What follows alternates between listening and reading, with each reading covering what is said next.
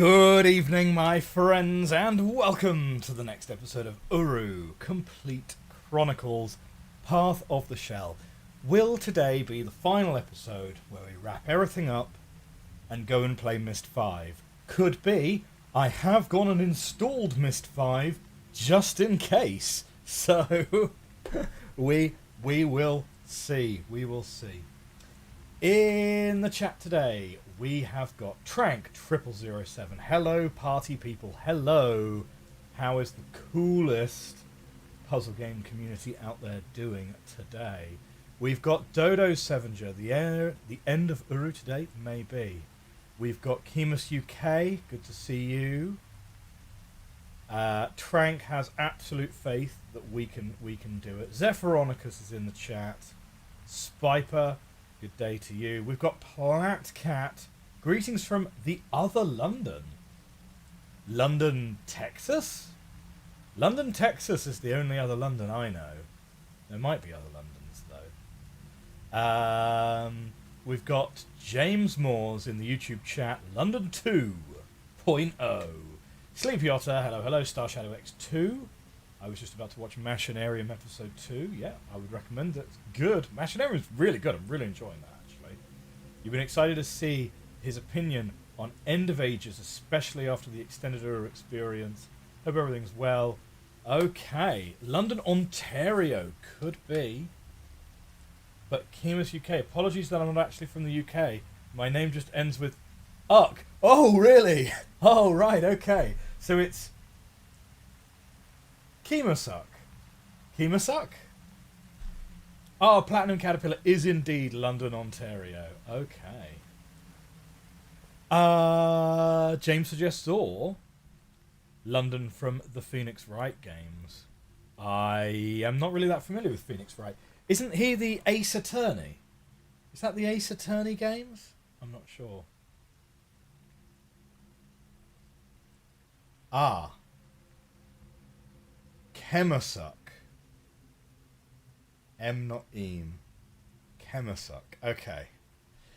Last time out, let's have a little reminder of where we were. Well, we went and got that. I went and took the screenshot from the VOD, like I said I would.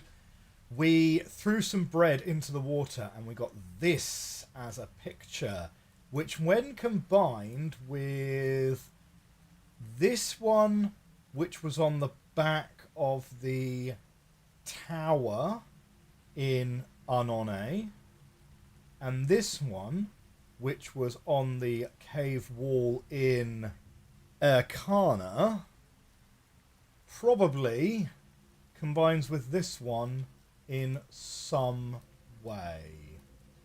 We have got all of the hints.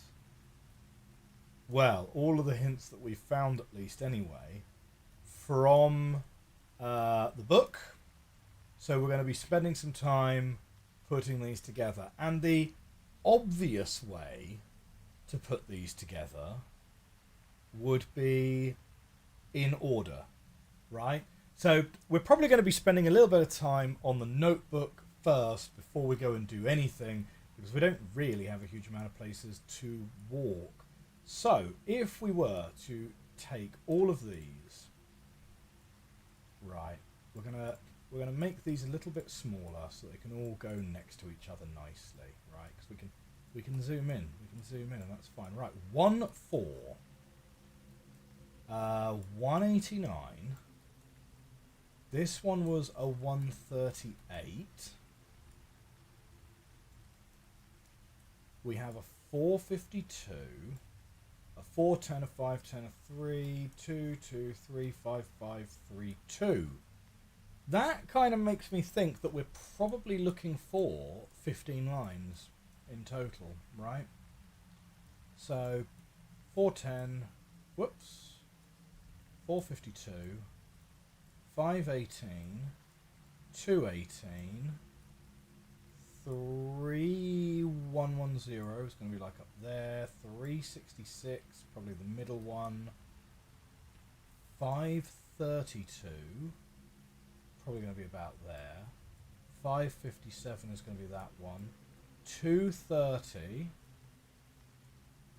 gives me one up here.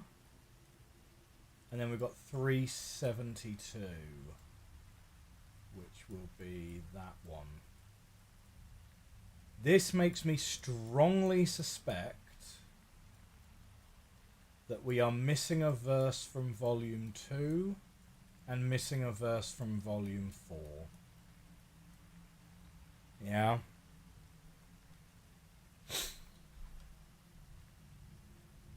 Okay. But what does it read when you put it in order so far? Be still, and the path will be made known. The door lies at the end of the path. The passing of time brings the path to the gathered. The action of the gathered means nothing. Darkness comes at the end of time. The passing of time brings the past to the present. Take time to understand the path of the shell. The path of the stone is toil for the gathered. The number of the watcher is 625. The way is made clear at the end of time. The gathered will find rest when the light comes. Roll the stone to know the deceiver. The path is folly for those who toil.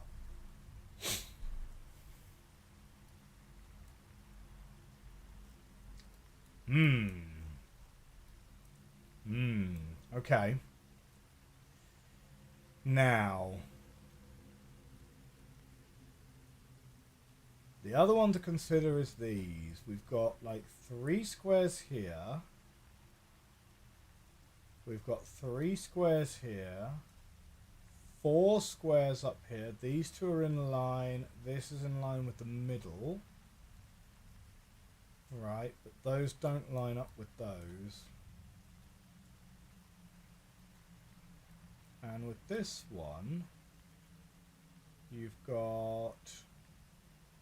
Yeah, okay. Unsure exactly what we're going to do with that. Yes, on the YouTube I have got Myst 2021. I have got...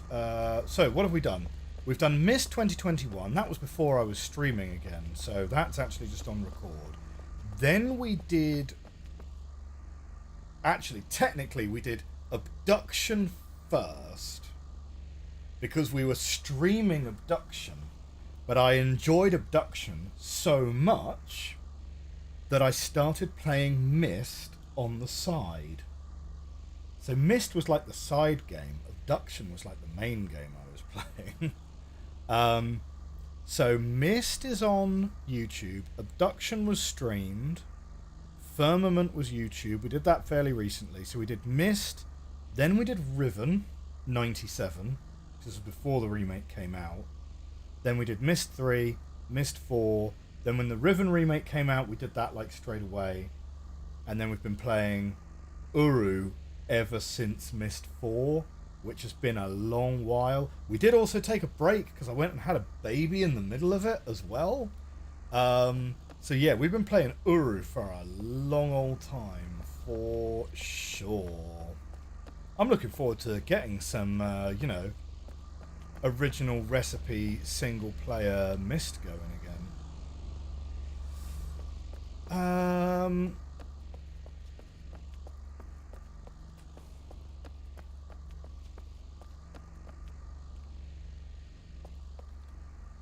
Yeah, it was Myst 2021. Our plan is to go back and cap off the whole series with, well, an authentic version of original Myst. The thing is, though, it's not going to be quite as satisfying as the Riven remake because, of course, you have... I believe the puzzles in Myst and Myst 2021 are essentially identical. Whereas... with Riven was a lot more of like a remaster rather than a remake. Can we roll this down? Can we get you to roll down?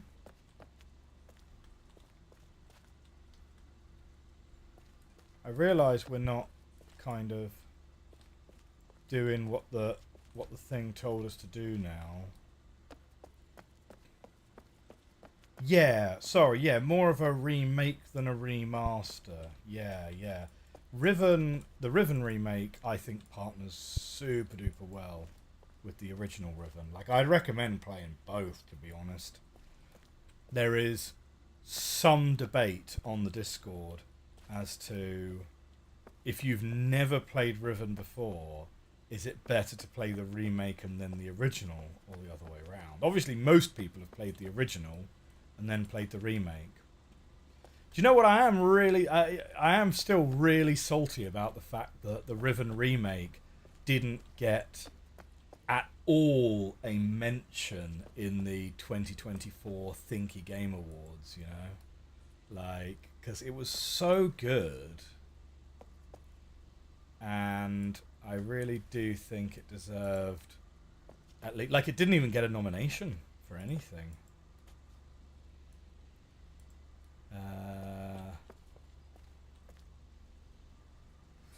I believe Blueprints actually won for most anticipated game. I, of course, voted for Nier as my most anticipated game because I've been waiting for Nier for literally years now. By this point, I'm like, oh man. So we do have numbers around the edge of this, but I can't see that being important right now.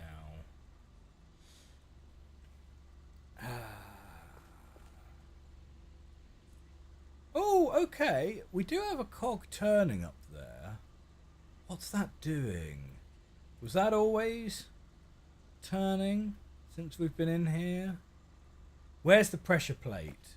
Where's the pressure plate as to where we've got to stand, huh? Yeah, Kadish, we know your tricks. Wait. Oh, yes. There's the door. No, that's not a button anymore. Ah, it's like nothing can even be activated, so... yeah, it's just kind of really sketchy what you're sort of supposed to be doing.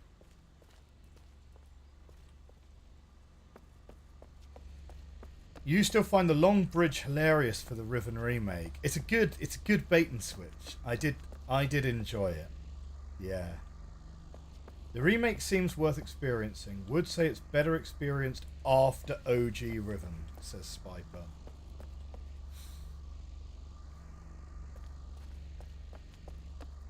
I think there are some things which are sort of freebies in the remake that if you then come across them in the original, you kind of know what you're expecting a lot more. Here we go.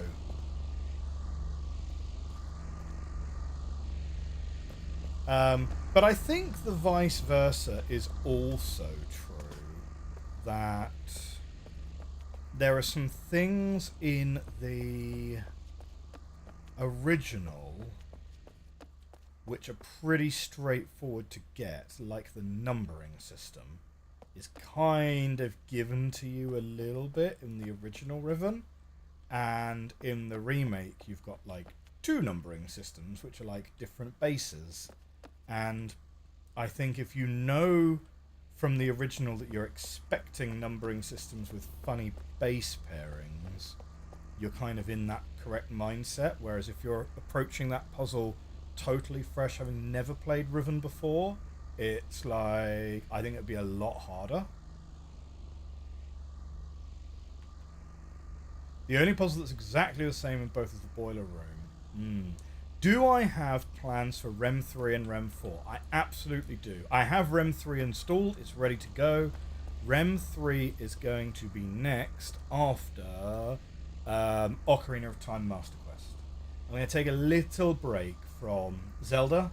I've been doing retro Zeldas for quite a while now. We did Wind Waker and then we jumped straight into Ocarina. I'm going to take a little break from Zelda before we do Majora's Mask, and that's going to be Rem 3 on Wednesdays. So if you've been watching the Zelda playthrough, we are at Ganon's castle now. Ganon's castle is ridiculously hard in Master Quest. It will probably take a couple of episodes to get that nailed down. Okay, there's nothing behind the stairs. Okay.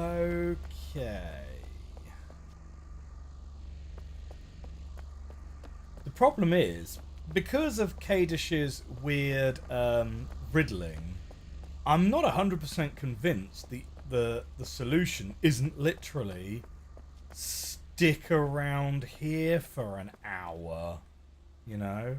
I'm a little bit concerned that the rock, like, hasn't moved at all, but the path of the stone is toil, right? And we need the path of the shell. So maybe we should be looking more closely at these and really trying to get into the interpretation. But yeah, Rem 3 is going to be next after Ocarina of Time. But yeah, man, Ganon's castle, that's tough. They really went with that remaster, because they lifted the cap on the number of enemies that could be on screen at the same time, right up to the GameCube's limits as well. It sort of has to be said. Like, particularly, there's one fight in the Shadow Temple where you're on a boat which is moving along a lake, and you're fighting like two skeleton warriors, and it is chugging. Like, it is really chugging. So yeah, I mean, obviously on the N64, the original version, you had a very hard limit on the number of enemies that it would ever put on screen at the same time. They just got rid of that for Master Quest. So, yeah. And the puzzles also involve a very healthy amount of... the puzzles involve a very healthy amount of, oh yeah, this mechanic kind of weirdly interacts with the rules in this unusual way. Do you know what? Hang on. Okay, I did rotate that all the way around. Just double checking. Because I think what I need to do is I need to make sure I know which way these are up. So if I'm going to start messing around and rotating them around, I feel like I should know which way I need to return them to. I suddenly got really paranoid that I was like, wait, was this way or this way? No, it was this way.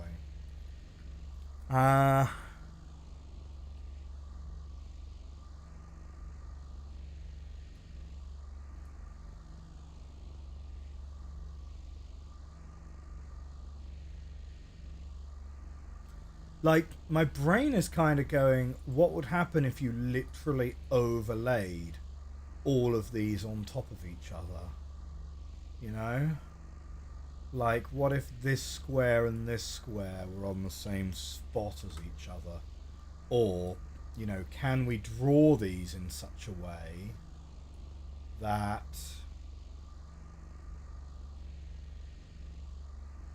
we can overlay them and move them around? Here we go. Oh.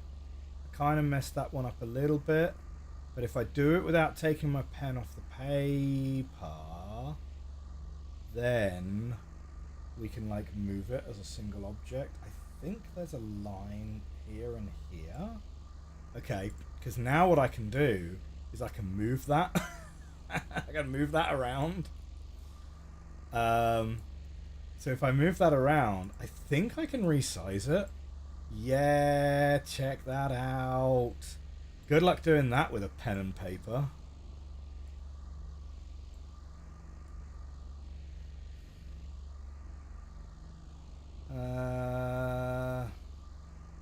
Okay. And then this one up here.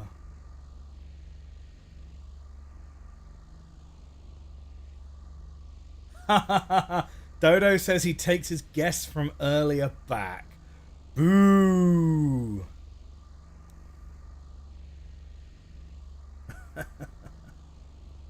If I hold shift on the software, does it keep aspect ratio when resizing? Do you know what? I don't know. Well, no. Aspect ratio is just kept natively anyway. If I hold shift, no. Control, no. I'm sure I probably can fiddle with the aspect ratio, but no, it naturally tries to keep aspect ratio on its own.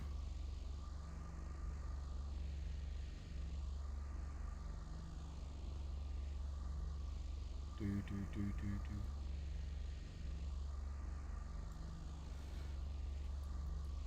So, this week, in things I have been watching, does anyone remember, and if you're not English, you almost certainly will not have seen this, does anyone remember Grandpa? It was a cartoon in the 90s, I'm going to say, about a little girl and her grandpa. It's about 25 minutes long. It's by the same animation studio that did Snowman, if you remember that. And yeah, I showed that to my daughter for the first time, and she really loved it.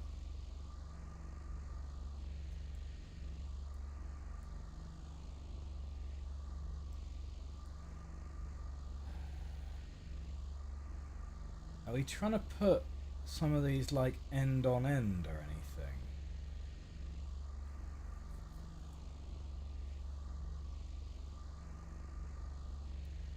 So like this one up here has got like 2 prongs on the ends.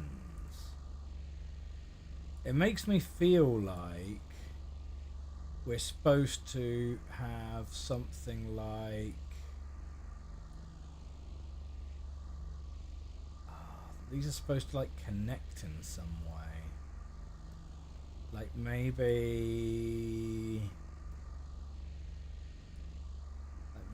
that's supposed to connect up like that.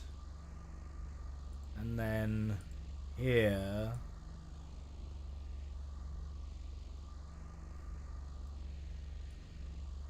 like that's not a million miles off.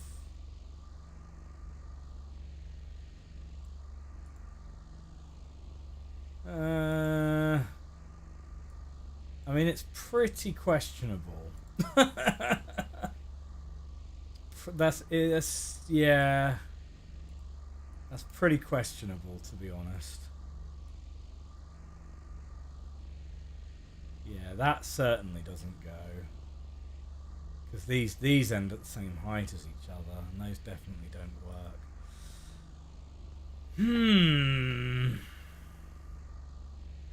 Epic Fox finally gets to catch a live stream.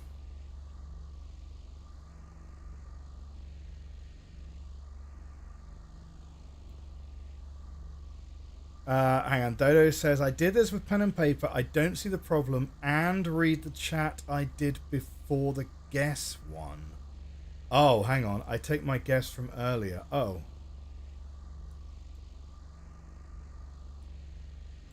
We did read the notes, right?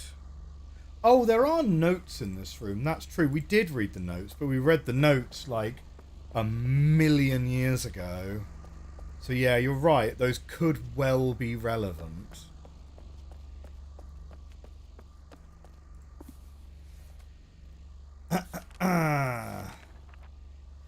So, the room itself is pretty simple. First glance doesn't seem much to it. Much more than meets the eye, at least as far as history. Practically dripping off the walls. Might be getting ahead of myself. Structure is a circular room with a number of doorways leading off in each direction, which we can't access. Large staircase. Might need some support work. Leads to an upper level. Okay, this just doesn't work without knowing some of the history behind this place. Gotta start there. The tree off the balcony It's an old tree. Don't know exactly when it was created, although certain style and material elements just as far back as the early 2000s, long before a guy called the Watcher came around. And it's the Watcher that this place was created for, renovated for, and dedicated to from the time it was built in the late 4000s. The Watcher lived during the mid 4000s, spent most of that life hidden on secluded ages. He wrote a book called Words, a prophetical book, Nostradamus style. It doesn't seem his prophecies caught on real well at first, though variety of events, you can ask somebody else if you want to know them all.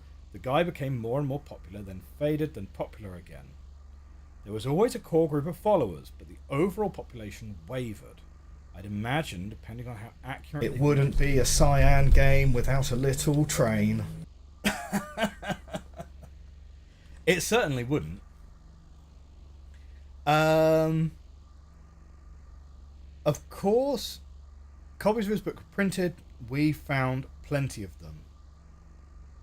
We've got Dissa Charade. Of all the Myst puzzles, I did them all without hints since I loved the fulfilling feeling of completing a hard puzzle. However, the only two times I needed a hint in all of Myst was the Firefly puzzle and the Path of the Shell. Okay. As I mentioned, the tree, which I still don't know how to actually get to, was built long before the Watcher. No one at the DRC seems to know exactly what it was for, but guesses are that the tree was built early on as a representation of the D'ni that had come here, the new tree. They definitely had a thing for trees. So as the Watcher comes along and writes some prophecies, they end up becoming pretty popular. They do deal quite a bit with the tree, as much of D'ni prophecy does, and an unknown guy builds this building with the tree as its focus. Seems like the building was an upper-class lounge or sitting room pub, something along those lines. The intellectuals come and discuss philosophies and politics of the day, although there was some homage being paid to the Watcher and his thoughts and ideas. This sanctuary... It wouldn't be a cyan game without a little train. Sorry. Look up. Look up at the chat. Wait, what?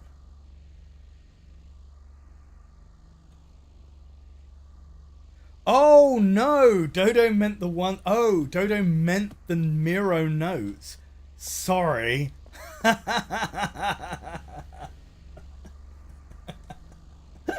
Zephyronicus furiously using his channel points to try and get my attention. Right. These notes. These notes. Do you mean these notes? We did read these notes. So these notes said... Zeph wants to see Myst 5. I want to see Myst 5. This has been quite enough Uru for anyone. Okay. Be still and the path will be made known. The door lies at the end. Wait a minute, hang on. Is it that... Right, if we are going to sit and wait somewhere for the path to become known, right, shall we try this balcony out here? Right. Okay. So, let's have a read. Be still and the path will be made known. The door lies at the end of the path. The passing of time brings the path to the gathered. The action of the gathered means nothing. Darkness comes at the end of time. The passing of time brings the past to the present. Take time to understand the path of the shell. The path of the stone is toil for the gathered. The number of the Watcher is 625. The way is made clear at the end of time. Something, something, something. Time. Stark Shadow would say. The gathered will find rest when the light comes. Roll the stone to know the deceiver. The path is folly for those who toil. Right. Oh, I've messed up some of the lines. I've messed up the lines. Also missed some of the hints at least. Right, yeah. So I kind of figure I must have missed 2 hints. Because I think It's 3 hints from every volume. You suspect the issue is actually screen brightness. This is genuinely as bright as my screen goes. Like, Uru is, in general, a very dark game.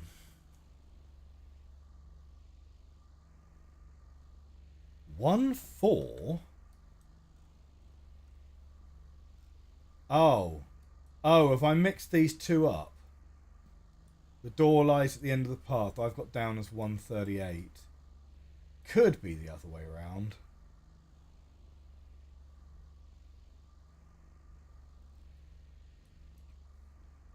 If you didn't find some of them, there's not really much of a way to know that you have. True. 138 is the passing of time brings the path to the gathered. Okay, wait. So is 189 be still and the path will be made known? I guess. Maybe I must have mixed these three up.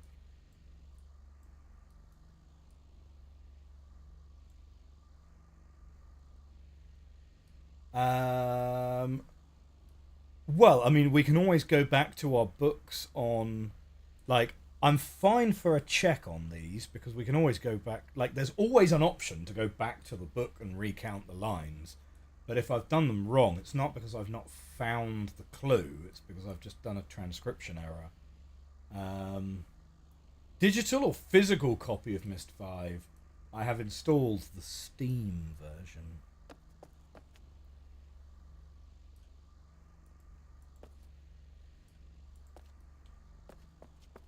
The actions are irrelevant. The light will come this way. So this is the tree, yeah? I can just about make out the tree out there. I thought maybe... Is it? No. We appear to have a... Yeah, we appear to have a guardrail there.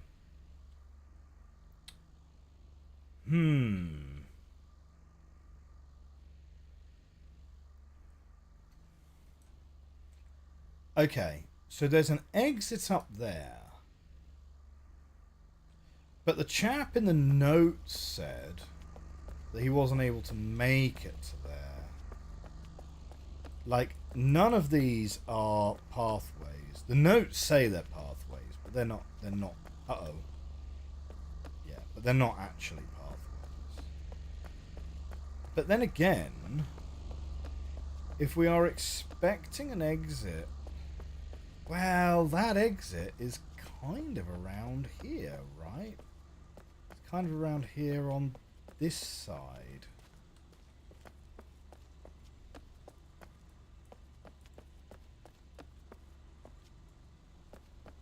But this appears to just be a wall.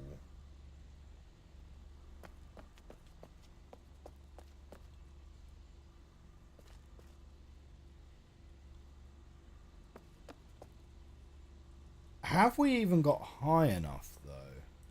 Or is that the door over there?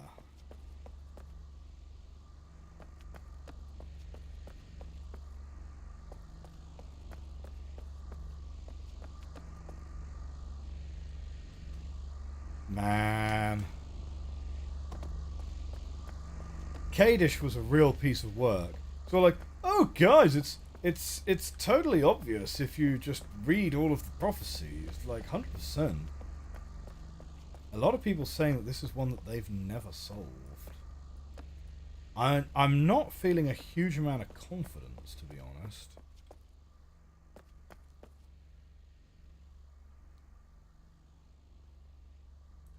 Okay.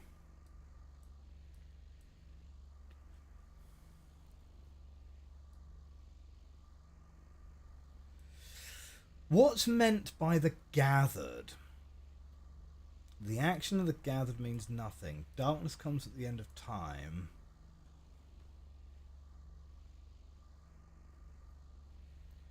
The The passing of time brings the past to the present.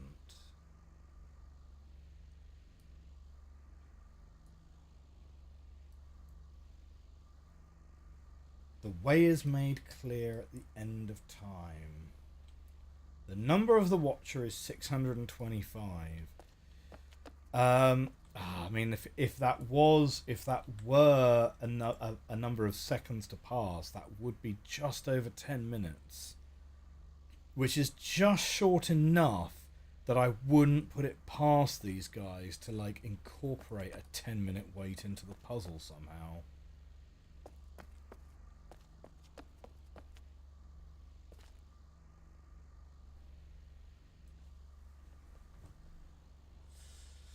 Ming Carter is also an age that you were never able to wrap your head around, says Epic Fox. 6:25 is actually 15 minutes. No, it's not. It's 10 minutes 25. It's 10 minutes 25 seconds. Oh, it's Denis 6:25. Oh yeah, no, but they're Denis seconds though, which are a lot faster, probably.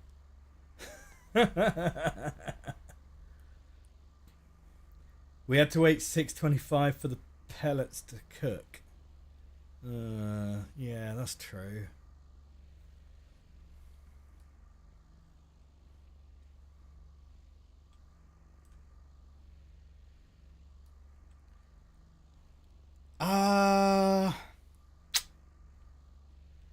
Okay, where are we? 8:45.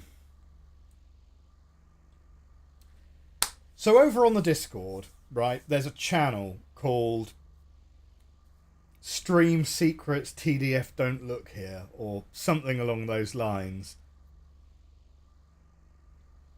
You guys have a discussion as to whether I need a hint here. I'm feeling like I might need a hint here, right? How to get started with this, because there's nothing to interact with. I appreciate the text is literally telling me to stand about and do nothing. That feels like a not terribly productive way of trying to solve this puzzle. So James is having fun watching me struggle. That's true. Oxidator got your stream recommended once more, so here you are. Played through this already several times, but not planning for backseat gaming unless you're asking for hints. What a coincidence. Dark Fae read the other day that a perfect run of POTS has around 45 minutes of standing and waiting. Oh dear. Dodo says that he really thinks you should give me the lines unless I want no hints at all and go back to the ages again. Jafra says I think getting the missing lines would be okay, and also a what do you see in the right place.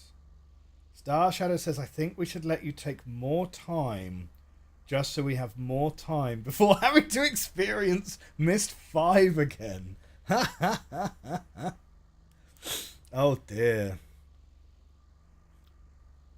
Kemasuk has like the 10th anniversary DVDs, apparently the special edition of Mist 4, like real physical media collector. So one thing that I've been sort of thinking about, right? This is going to sound like such a weird niche topic, right? So I've been thinking about doing some shorts about DVD boxes, DVD packaging, right? Because we spoke about like 6 Feet Under at one point on the stream, and I've been going back through some of my old DVDs and sort of sorting them out and putting some of them up in the loft and taking some of them down to the thrift shop and so on, right? And like some of these boxes are so cool, and I'm like, is anyone interested in some DVD box nostalgia? Like, that sounds like such a weirdly specific thing to be interesting in. But, like, Doctor Who Season 1, it's the TARDIS, right? It's the TARDIS. You open the box, right, and it's still the TARDIS. But then you open the TARDIS up, and it's the inside of the TARDIS. But because it's now opened up, it's bigger on the inside, which I think is such a cool visual gag to have put into the DVDs. I think it's just really awesome, and you just don't get that level of thought put into the design of packaging. Now, don't get me wrong, like 99% of DVDs, literally zero thought went into the packaging of them. But occasionally you'd get something where you'd be like, someone really put like thought into the presentation of that one. Yeah. Like, that's, yeah, I don't know. Boxes are parts of your memories. Do you know what? They really are. Okay, right, I'm going to show you guys one more. And, right. This one, right, the Hannibal Lecter trilogy. Boxes are part of your memory. The box that a DVD comes in is the first step in the experience of watching it, right? When you get this off the shelf, your experience of watching this movie begins as soon as you hold the box in your hand, right? And when you take these discs out of this box, it's a full close-up face shot of Anthony Hopkins staring at you as you open the box, right? That is so good to get you into the right frame of mind for the movies you're about to see. And again, you just kind of don't really get that with streaming. Putting a DVD into a player is an intentional action. It has intentionality to what you're doing about it. It's not browsing until you find something that is kind of sounds okay and then like clicking on it, you know? I'm a big fan of collecting physical media, as you guys have probably gathered. Anyway, if you'd like to see some of my other collection, maybe I'll make some shorts about it. Like, obviously you can't make a whole video about a DVD box. I'll probably just make it into like a short form content or something. Right, we've been waiting here now for a good number of Denis minutes and nothing has happened. Don't worry, I wasn't wasting time. I wanted to eliminate the possibility that we weren't supposed to be just waiting here. Okay, right, so let's catch up on the chat.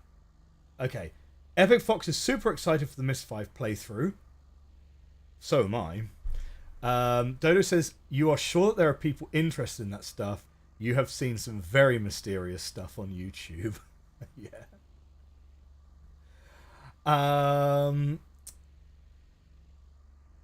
Okay, I have the box set of Lord of the Rings Extended Edition.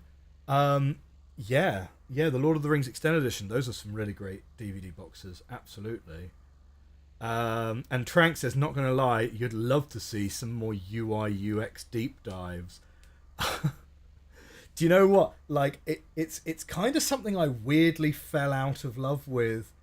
It's something I became very cynical about because I think I spent too much time on the UX subreddits. I think I became too cynical having spent too much time on the UX subreddits, because the UX subreddits are literally full of people hating on all of the big brand stuff. So like, you know, they'll like post screenshots of stuff from Apple or Twitter or Spotify or Facebook or Google and go, look at what terrible design this is. And at some point, there comes like a critical threshold where you're pointing at all the biggest companies in the world and going, look at what terrible UX these guys have.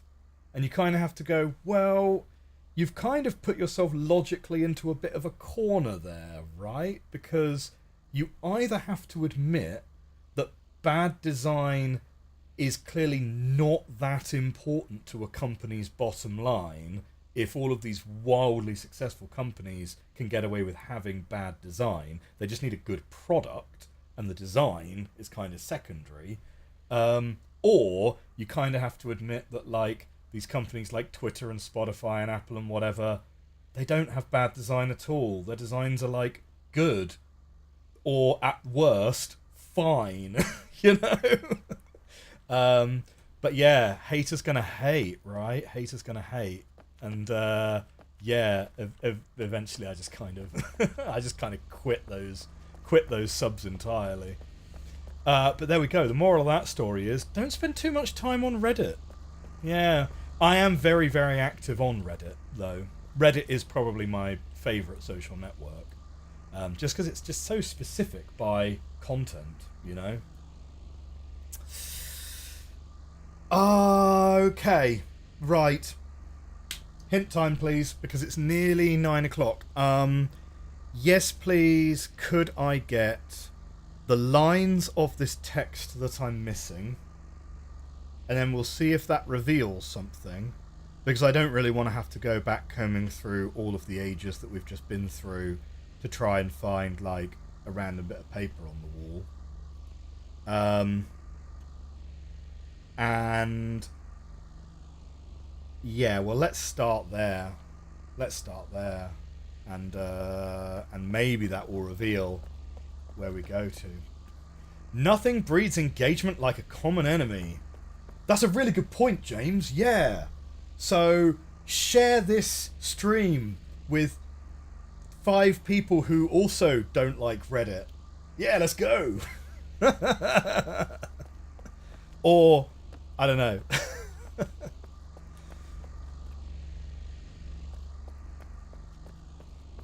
To be honest, it's Facebook is the one that I really just don't use anymore. Oh yes, and I have actually made the decision, probably the long overdue decision, to be honest, of leaving X as well. So I've taken down my X account, so you won't find that anymore. Yeah, I kind of quit that out like quite a while ago now, actually. But because I wasn't really using it anyway, but also all the other stuff. But I'm not on Blue Sky. I haven't really replaced X with anything else. Oh, okay. You've sent me a thing in a private message. Let's have a little look. Aha! Perfect. Right, okay, I'm going to take a screenshot of all of that, and then we will add that to our notes, and then everyone will be able to see it. And it may or may not prove helpful. Right. Okay. The door lies at the end of the path. The passing of time gives the path to the gathered. Ah, Kemasak, resubscribe for 2 months. Thank you so much for the Prime subscription. That's very much appreciated. Thank you. Be still, and the path will be made known. The action of the gathered means nothing. Darkness makes the righteous humble, and the evil bold. Seek the path of the shell. Take time to understand the path of the shell. The path of the stone is toil for the gathered. The number of the Watcher is 625. The way is made clear at the end of time. The future is always revealed to those who wait. Rest in the light. Oh. Okay. The gathered will find rest when the light comes. Roll the stone to know the deceiver. The path is folly for those who toil. So actually, there's 4. There's 4 lines from the 4th one, and only 2 from the 3rd? Wait, what? We got 366, 372, and 3 110. So...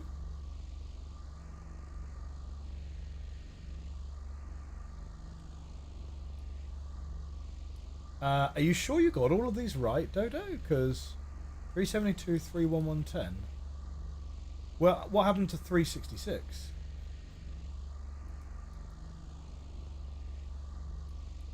The passing of time brings the past to the present. Oh, I think you might have just missed that one out, right? Because that's actually not here. It's not that you've mislabeled it, it's just that it's not there. Okay. Anyway. Rest in the light. Should we go and do that? That's a pretty reasonable thing to try next, that we actually did try earlier. Well, kind of, I suppose. I don't know. Excuse me. There we go. Right.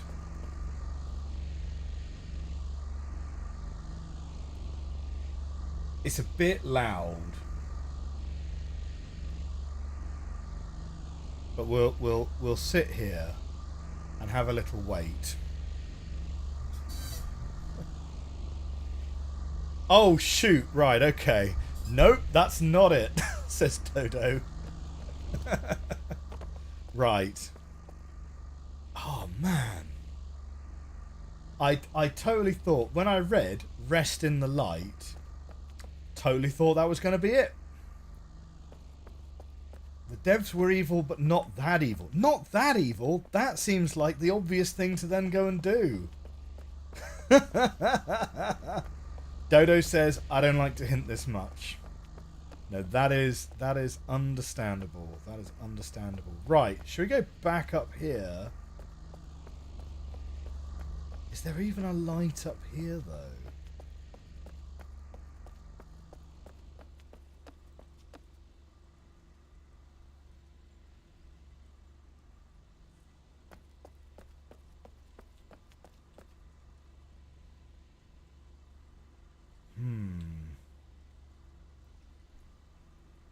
Okay.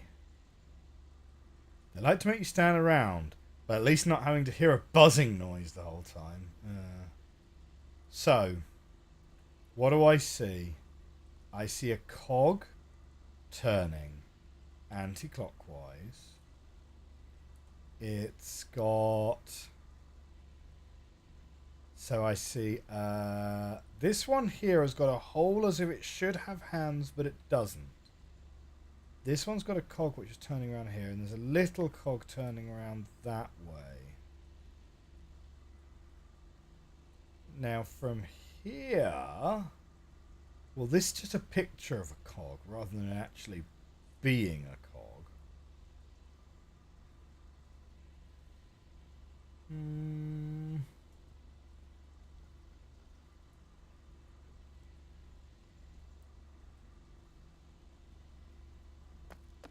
I see a cog on the floor here. Oh! Wait, there's a handle here. Oh, man.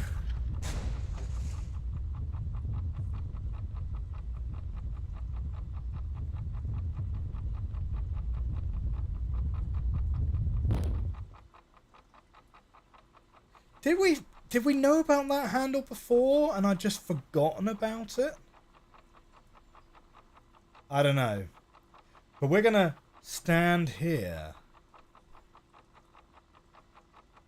You have an idea for another redeem. A line from Blueprints you totally dropped here. Okay, now I can tell you guys about my DVD boxes. Right, okay, alright, I got one more for you. Oh! Okay, this one's pretty good. Do you know what? Maybe I'll just trim this VOD. And we'll just make this the short. But anyway, right. The Chronicles of Narnia. You'll notice I've already been separating these out. Right, because I'm thinking, like, yeah, let's actually do this. Go on. Why don't I record... I'll record some this Monday or something. Right. The Chronicles of Narnia, The Lion, the Witch and the Wardrobe. Pretty medium film. has to be said, right? Now we open this up. It's the wardrobe, right? But open up the wardrobe and you have Narnia inside the box. And the DVD is the wardrobe. So cool. Such a nice box. I really like that. That's really good. The content brain. Yeah. It's like, must get engagement. How can I get engagement? How can I finally crack that video that will get shared 10,000 times? Maybe this is it. Maybe it's this one.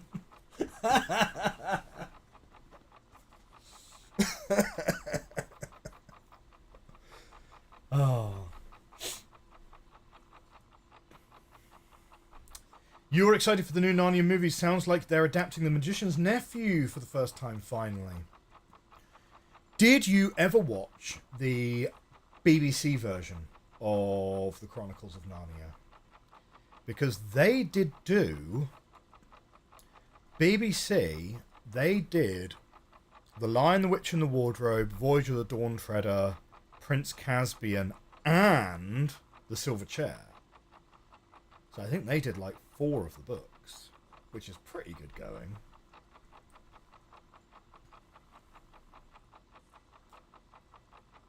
Greta Gerwig is writing, directing them. Oh, you have seen them many times. Oh, very nice. You used to watch the BBC Wardrobe one so much as a kid. Do you know what? I've not seen it in many, many years. I saw it when I was very small. I do still remember thinking that it's like a really bad idea to give like a 5-year-old a knife. But there we go. I was old enough to know that that was odd.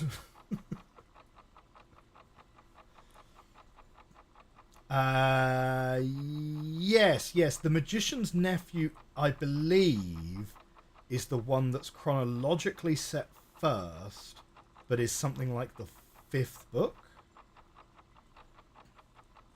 Yeah.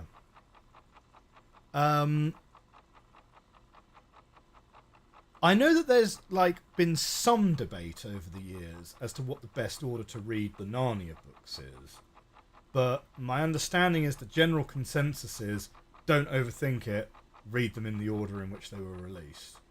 Because, like, the fact that The Magician's Nephew is chronologically set first does not mean that it's a good first book as, like, the introduction to the series. You know? I've not read them, personally, so I couldn't say. I only know what I read about them. Oh, really? As a kid, you had one book with all of them in, but they were chronological. Wow, interesting.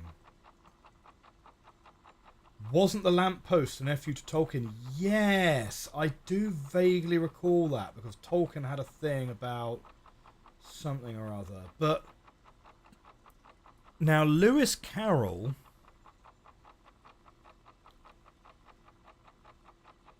Hang on, wait. Sorry, am I getting my authors wrong? I might be getting my authors the wrong way round. Alice in Wonderland versus the Chronicles of Narnia. One is C.S. Lewis and the other one's Lewis Carroll. I think Lewis Carroll... Yeah, C.S. Lewis is Narnia. Thank you.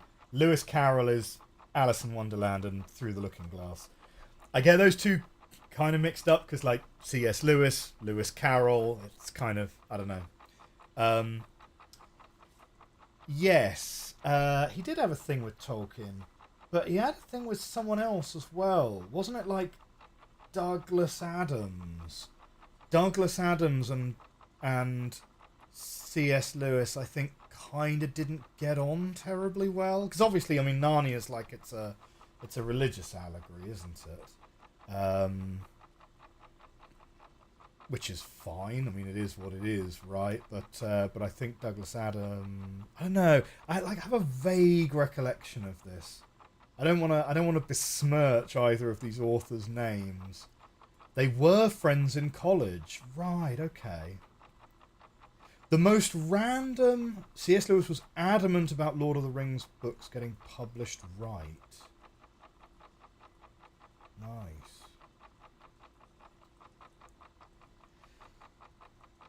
The one random sort of butterfly effect fact that I know is that Richard Dawkins, the evolutionary biologist, he is married to Lala Ward, who was an actor in Doctor Who. She was one of Tom Baker's assistants, one of the Doctor's assistants in Doctor Who. So, Richard Dawkins and Lala Ward, they're married to each other. They met at Douglas Adams' 40th birthday party because Richard Dawkins knew Douglas Adams because, like, they'd studied science together at some point or something, and Douglas Adams knew Tom Baker because Tom Baker was Doctor Who and Douglas Adams was into, like, writing sci-fi and stuff. And so Douglas Adams met Lala Ward through Tom Baker, and Richard Dawkins met Lala Ward through Douglas Adams' birthday party. And then they ended up getting married, which I think is, like, just like a really weird kind of, like, how do these two kind of know each other? Do you know?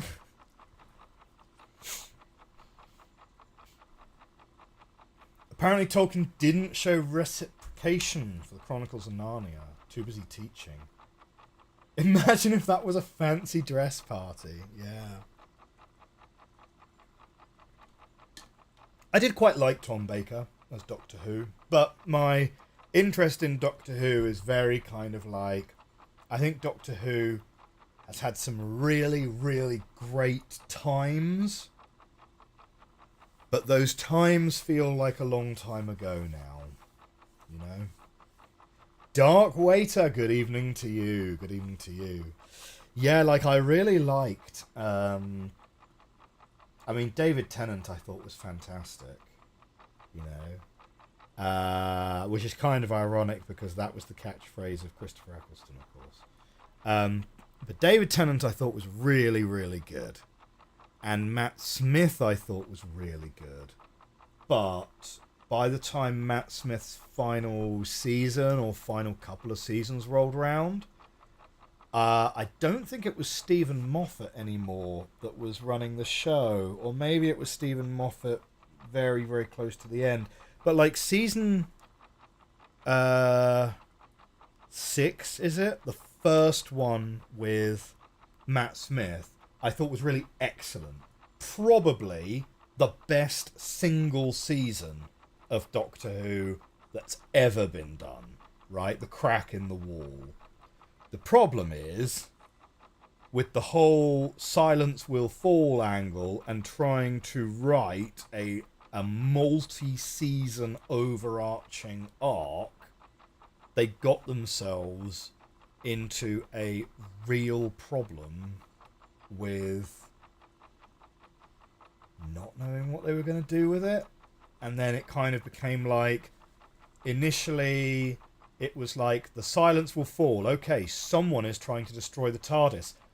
My theory about who would want to destroy the universe was that it was going to turn out to be Omega, right? Who I believe has actually turned up fairly recently in some of the in a recent year or a recent special or something.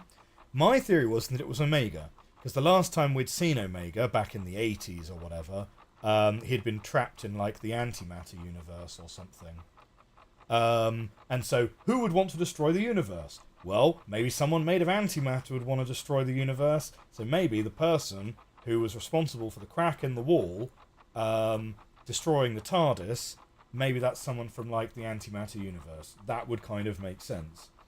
You know, in a sort of sci-fi way.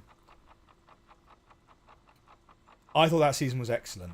Then it turned out that silence will fall. Well, the silence, they're then a bunch of aliens. Okay, that's fine. The silence are aliens, and you need to have like a special like monocle so that you can like remember that you've seen them or something, because they make you forget when you're not looking at them or whatever. Fine. Except then they changed it again, and the silence now aren't aliens.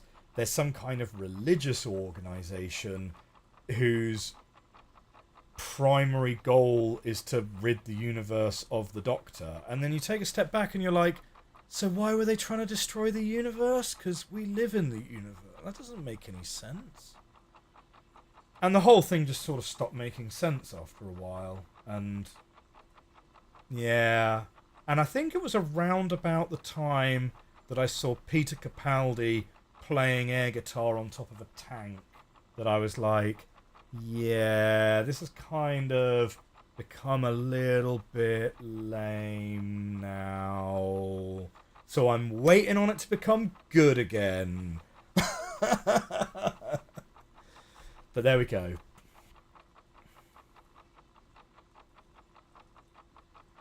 We're still waiting. Look, we're supposed to rest in the light. We're gonna keep waiting. We're gonna keep waiting.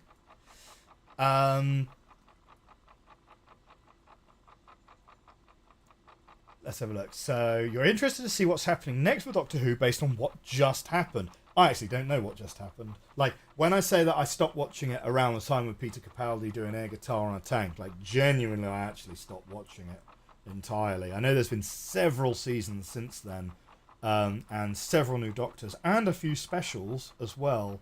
But, yeah, no, I just haven't really had the... I mean, when my daughters are a bit older, it's possibly something we'll pick up and watch with them, because it's good kind of family-friendly, slightly scary British sci-fi, so we'll probably start watching it again at some point. But yeah.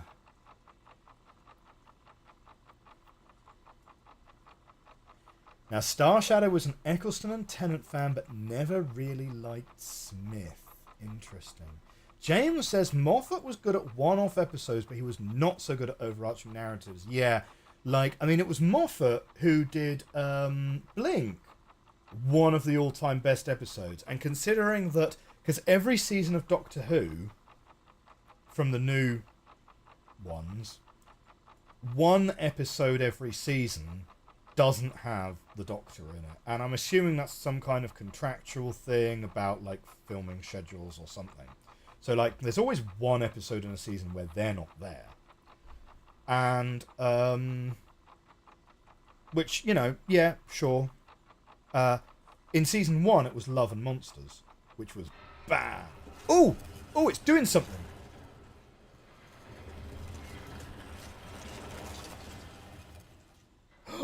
We have steps. We got bloody steps. Okay, cool. Let's do it. Yeah, I mean, Blink, yeah, one of the all-time greatest episodes, like all-time greatest episodes. And it's an episode that barely has David Tennant in it. So, yeah. But,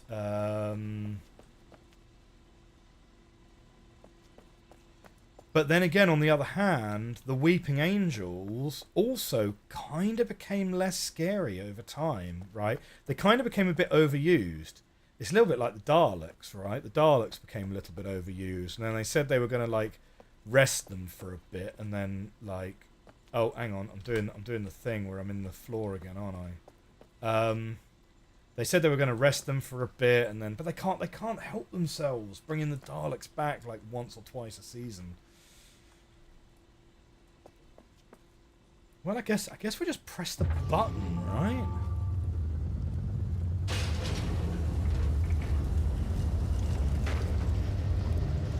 Oh, yeah, here it comes. Here it comes.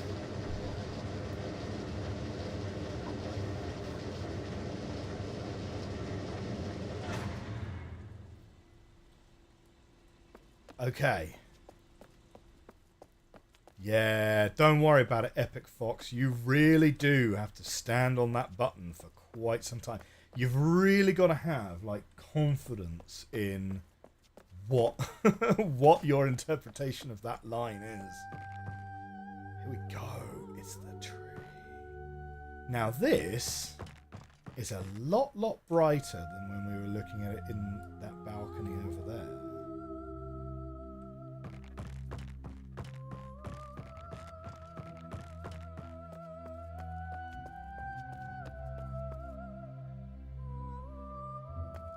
Ah.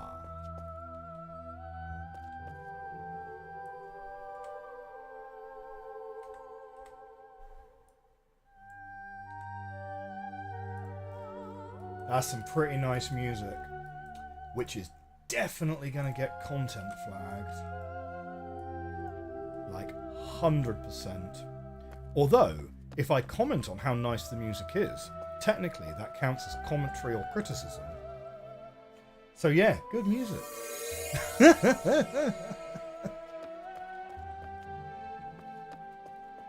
guess we just press the button. Like, why would we not? Why would we not?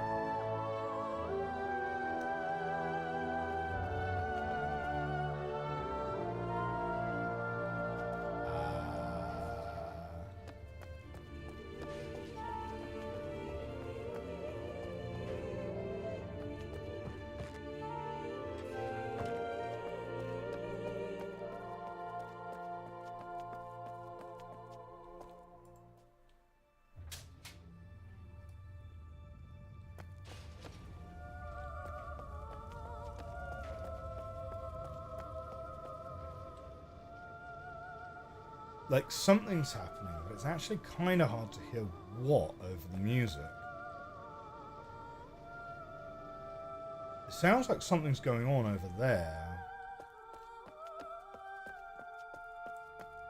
Well, let's not do a Morty and just leave it on 2 clicks. You gotta give it an odd number of clicks to make sure that you've definitely clicked it on rather than toggled it back off.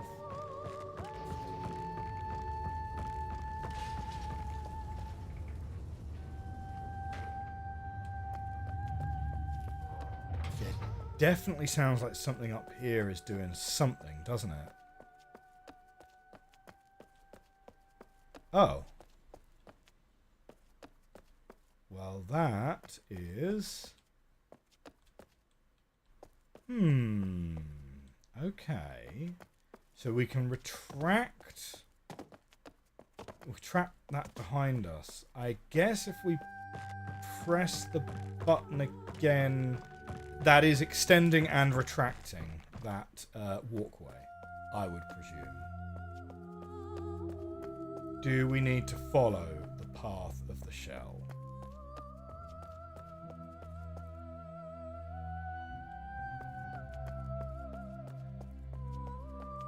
Like that? Yeah! Okay.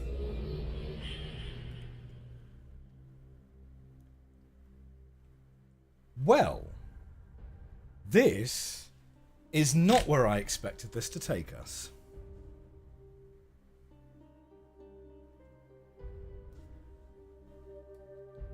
This is like that moment in Metal Gear Solid 4 where Colonel Campbell says, "I think you know," on a remote island in Alaska's Fox Archipelago.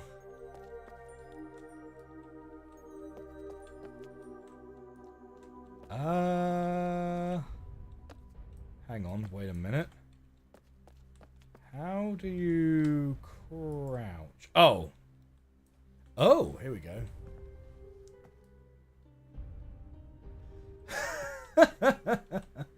Up. Oh man, we might actually be too far. We might actually be too far into the bottom. Might be too far into the floor to be able to get out of this. Hang on. Let's see if we can get back into the fireplace. Yep. just about. And if we now go back out...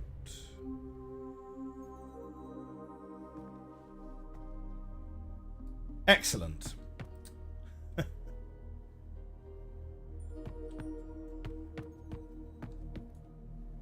Huh. Yeah, something's a little different, right?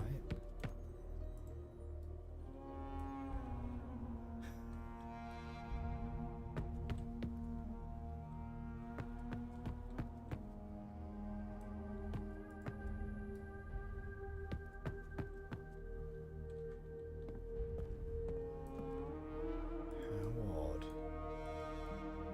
I'm trying to remember...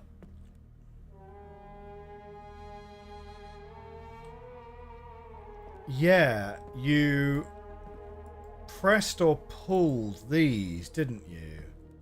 To open and close the shelves? It's been a long time since we played Myst.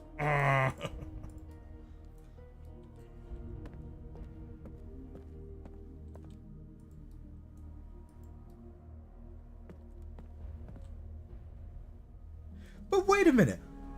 What does Kadish have to do with Myst? What does Kadish have to do with Myst? Myst was written centuries after Kadish lived. So this is fully Yisha being weird about stuff.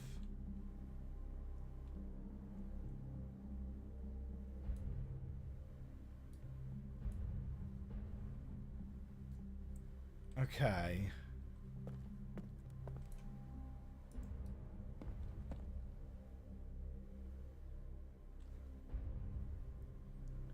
What is Yisha trying to do here?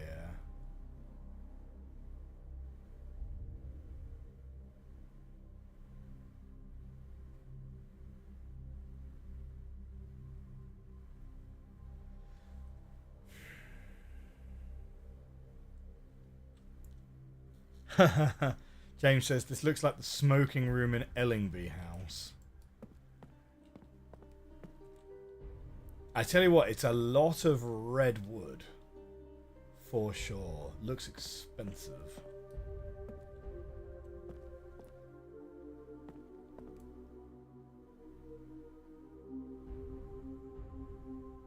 Looking for switches or something that we can interact with. Right. There's got to be something here.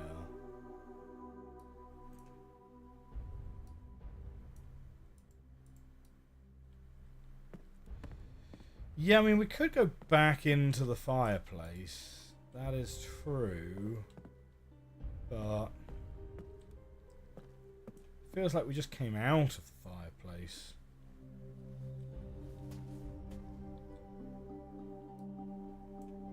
So here's the button.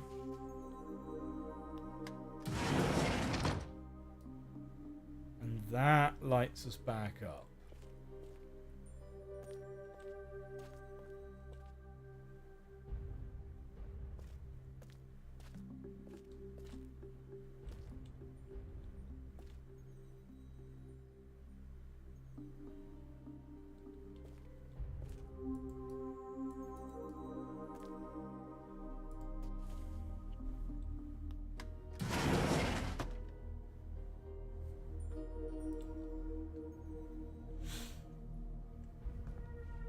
Now, you definitely can't hit the button from outside the room.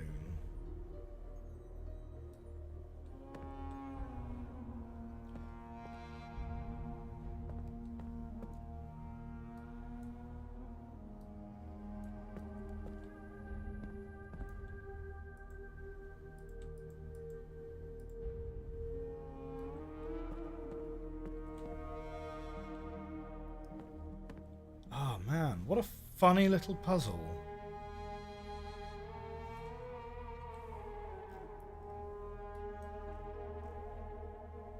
So, going back to the text then.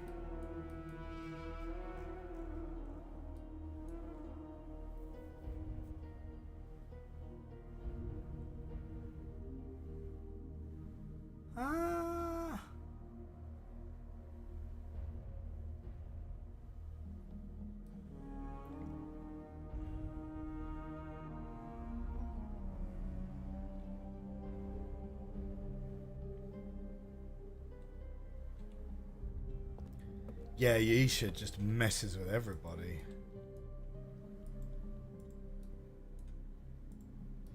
I mean, we've not seen Yisha for quite a bit. So, it'd be interesting to meet up with her again for sure.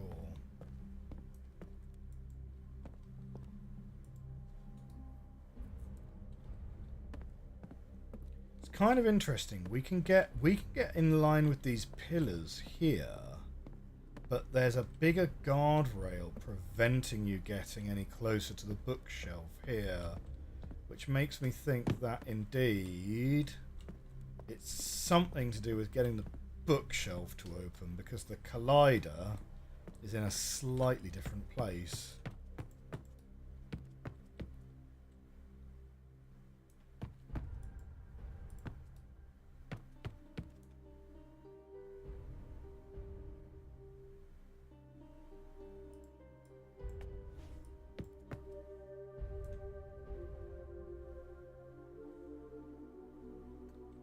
Tell you what this music reminds me of. It reminds me of like the really, really old Magic the Gathering soundtracks. Like, I mean, like Duels of the Planeswalkers 2012, stuff like that.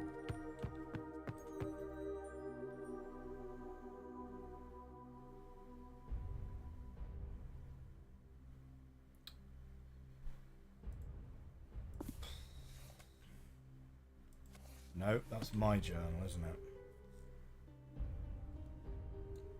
Just wonder if there's something we're supposed to do with our key or something.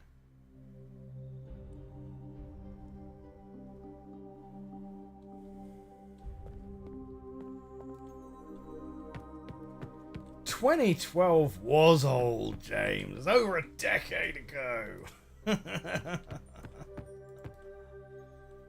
2012. Like, oh man, yeah. I remember the one that I always think is really funny is do you remember when Happy came out?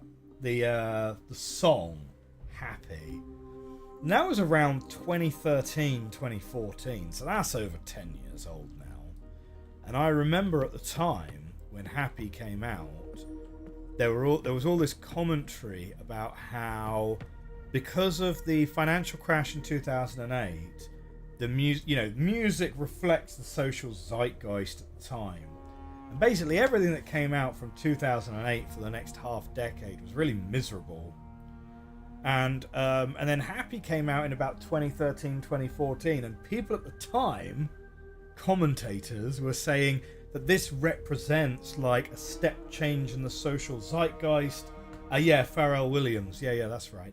And that this is like a new wave of positive music, which represents, the 2008 recession now being over and people's outlooks being a lot more positive, and everything getting sort of generally a lot better. And that was 2013. It's been a bit of a ride since then, for sure. But yeah. You read a post about Pharrell Williams yesterday. That's interesting.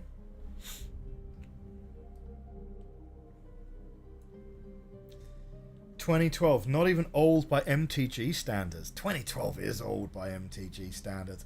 We've been back to Innistrad like 3 times since 2012 or something. They just keep recycling the same stuff over and over again until they decided that they weren't going to do that anymore and just borrow everyone else's intellectual property instead. And yeah, now we've got Final Fantasy Magic the Gathering cards, which, if you like them, that's fine. But nah, that's not so much for me. Magic the Gathering. I've been playing Magic since Mercadian Masks was my first set.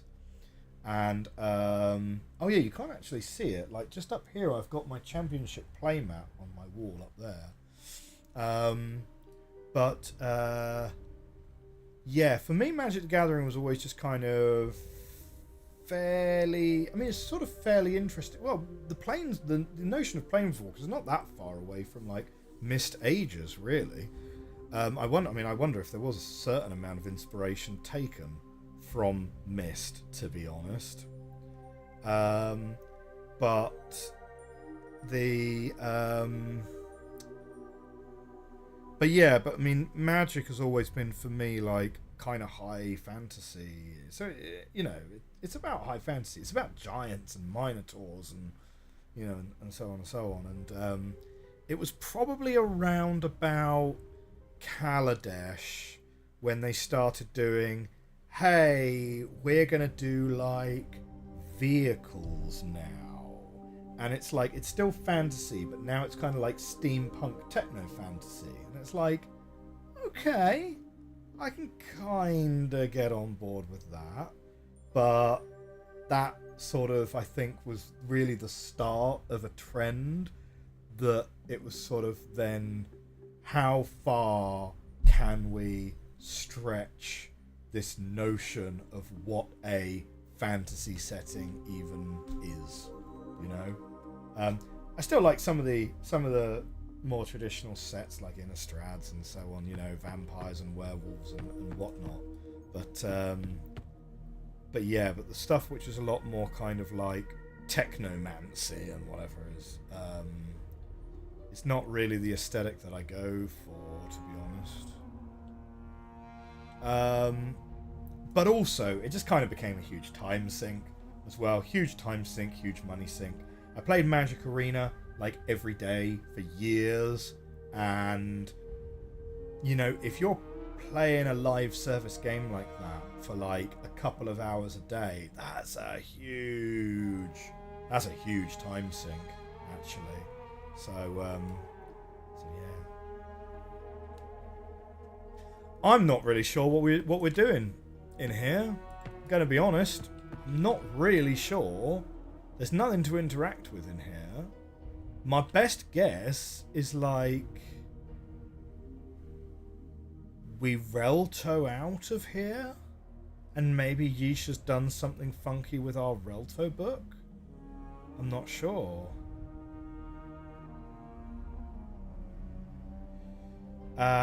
How old is You Didn't Say Please, the blue spell? I don't know that one offhand. Oh, is that one of the unsets? Is that like unhinged or un whatevers? Could be. One of my friends banned their partner from playing MTG. Said partner now plays Warhammer. Oh man. Somehow you made the situation a lot worse.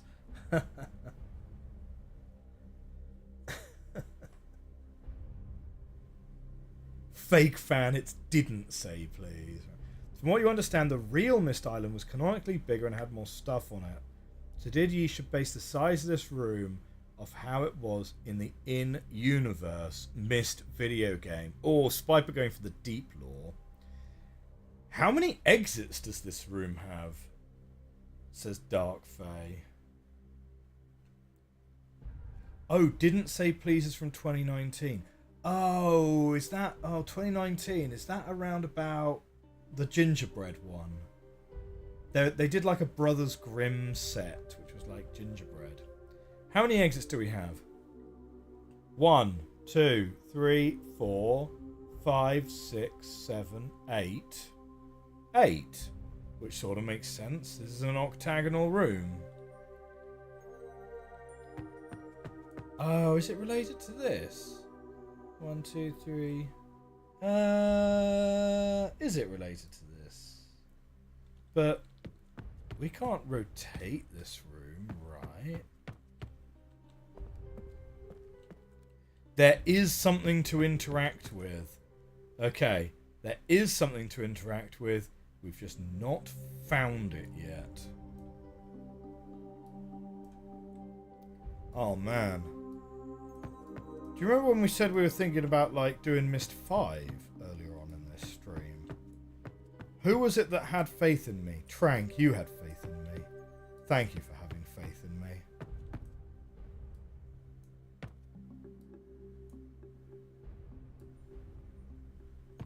8 exits. There was a lot of counting things that aren't exits. Okay, well there's one exit. It's the fireplace. And the exit, which is clearly going to be behind the bookshelves, which we can't get to. Or can we? Anything is an exit if you try hard enough. That's the spirit, Star Shadow.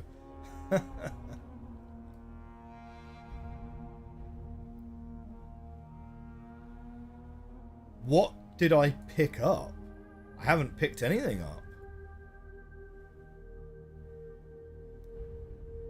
Oh, clothes. It's this outfit. But I don't think the outfit does anything except give me impeccable drip. So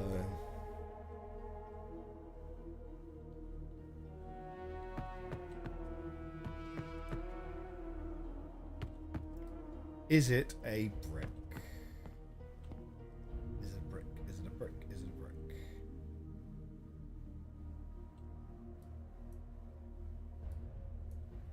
It's probably a brick, these psychos.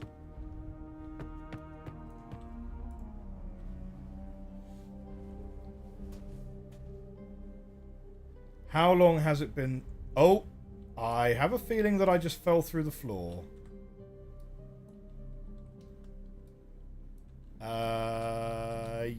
Yeah, I'm not sure I can move. Yeah, no, I just fell through the floor. Oh, no.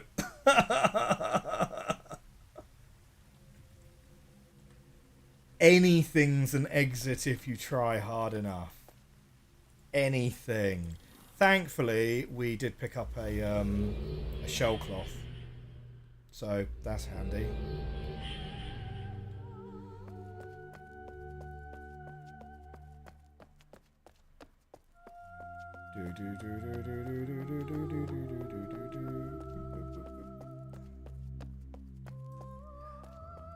And run, and in.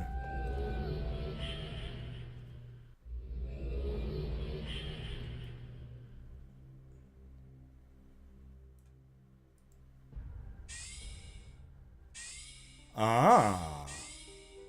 Oh, we got that. Yeah, okay. Right. Yeah. Okay.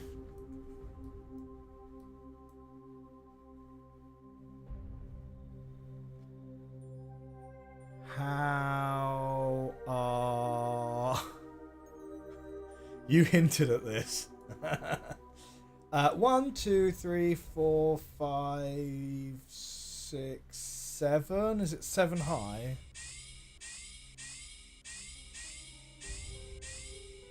Nah, it's only 6 high.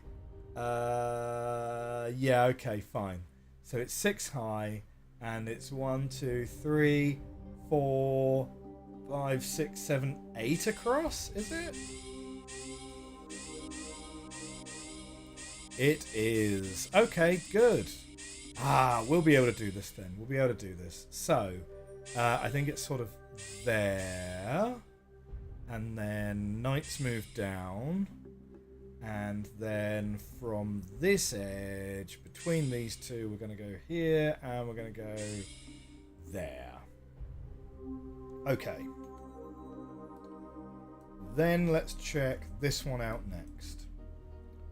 So 1, 2, 3, 4, 5, 6. That is top corner. 1, 2, 3, 4, 5, 6, 7, 8. Yeah. So top corner. Second row, 1 up from the bottom, and then it's third row. I think probably there. 1, 2, 3, 4, 5, 6. Yeah, okay. So we've got that one there. And then from this row, we've got you and that one, I think. Yeah, I think that's a 3 space jump there. It's kind of hard to say. Would I crawl into a fireplace looking for a hidden door? I have read Hansel and Gretel enough times to know that you don't crawl into the fireplace at all, looking for a hidden door or otherwise. Welcome though, PJWB. Bing bong here. And then 1 down, 2 across, 2 down. I think it's there, that one. And then the last one we have is here, which is no, we might have already picked that one out. 1, 2, 3, 4, 5, 6. We've already picked that one. So let's come back to that in a minute. 1, 2, 3, 4, 5, 6, probably. So we got number 5 there.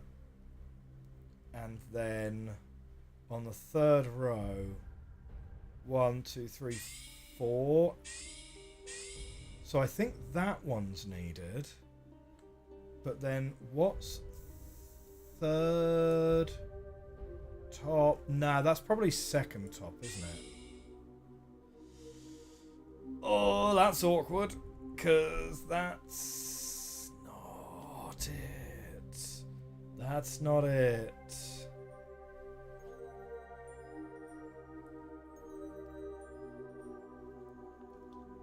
Okay, hang on. Hoping the rest of the stream is filled with floor made of floor.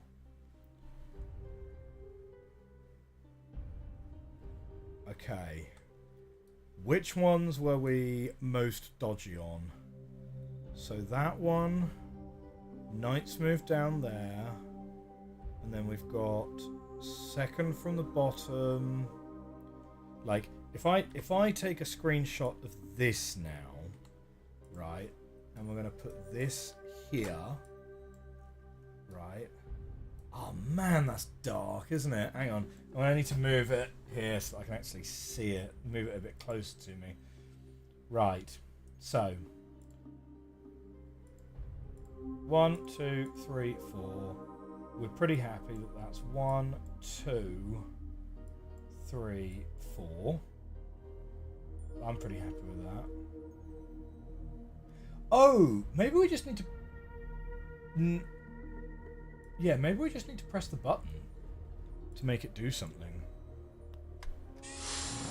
Ah, yeah, okay. Right. We got it right. It's just the button was incorrect. Ooh. Okay.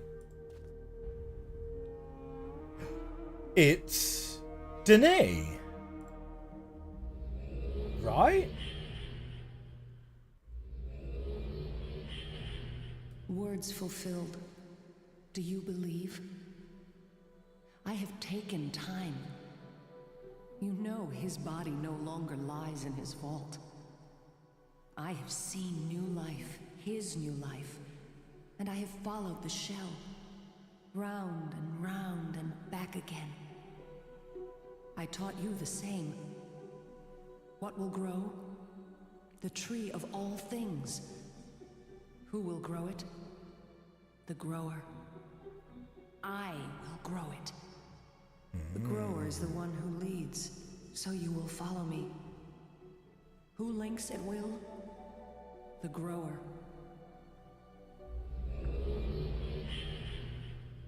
Oh, we've been sent away. The grower banishes the darkness and brings light to the cavern. Have you seen the light? To think they believed him with such... It is I who command light. Light. Rest in the light. Sing in the time of joy. Call in the time of dark. Weep in the time of pride. And take my hand again, young one.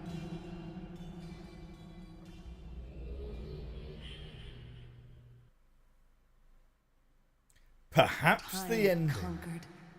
Light to darkness, linking without books. You have done well. You have seen words fulfilled.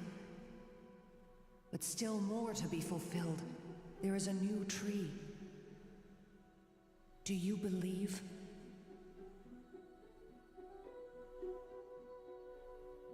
Here we go. Perhaps the ending has not been written.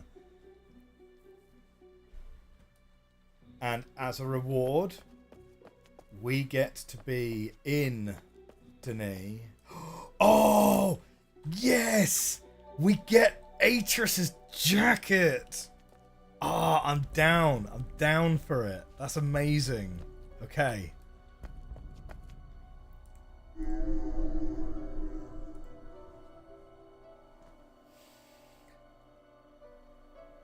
Ooh.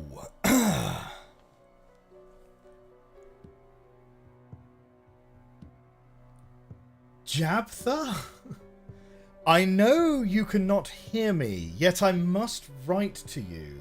In my heart you will hear my voice, the voice of your desert bird. Words await something to me, for me, and of me. Who would believe that the tree would die so that I could grow it again? You always did. You always did. Your desert bird was so much more, and I understand you now. You knew, though I did not. Now I know much. Father, right. I have learned of the death. I am powerful, Father. I have seen new life and brought it forth myself, and I go now to become the grower. If only you could see. Perhaps you do. I am Yisha. I am the grower. Thank you, Father. Your something is lifted.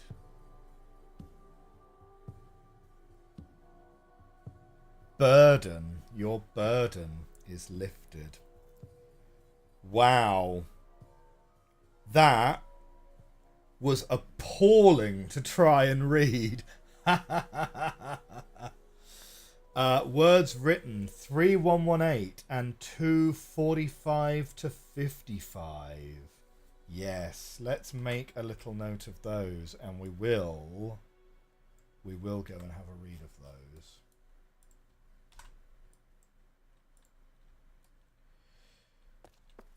And that, I presume, is the end of the Path of the Shell.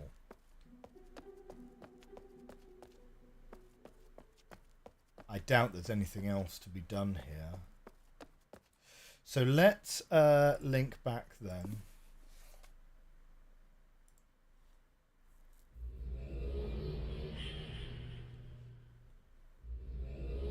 Oh yes. Oh yes, we'll have time for End of Ages for sure. Okay. 3118. Was this number 3? Yes. 118. 1, 2, 3, 4, 5, 6, 7, 8, 9, 10, 11, 12, 13, 14, 15, 16, 17, 18, 19, 20. 1, 2, 3, 4, 5. Hang on, wait. We know that there's 125 lines in the book, isn't it? 5, 4, 3, 2. Hang on, wait. 5, 4, 3, 2. 1, 20, 19, 18. And few will be greater than the grower. And then we need 2 45 55.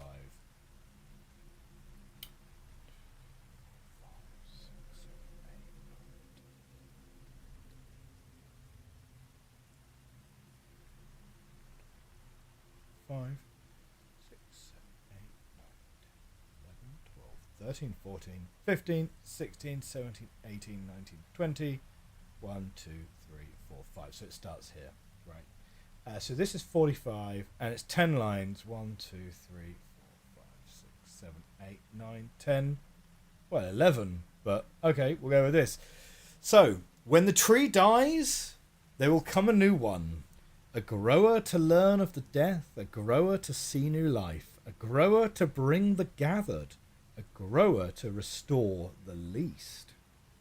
A grower to move through time, a grower to link at will, a grower to follow the shell, a grower to banish the darkness, a grower to graft the branches, a grower to join the paths.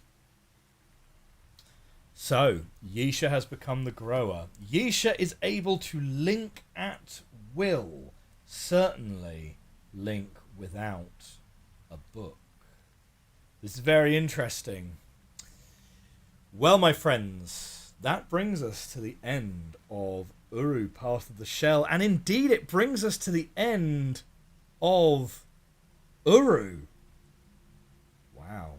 What a journey it's been. We've been playing Uru for quite some time. But it's definitely been really enjoyable to play through this game with you guys.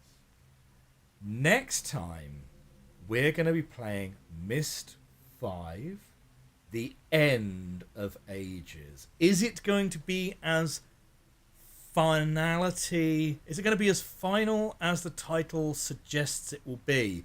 I have been keeping reasonably spoiler-free on Myst 5. I do know that Yisha is involved, and I know that Atris is in it.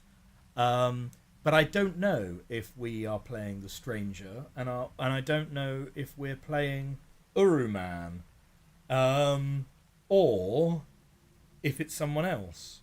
And I'm not sure of the setting, whether Myst 5 is even set after Uru or before. So we're going to find that out. And if you know about Myst 5, then you're not going to find it out. You're just going to watch me find it out instead. But that's been Uru. What a journey it's been. If you are watching this on YouTube in the future, do please hit that like button, hit that subscribe button, and I will see you next time for Uru.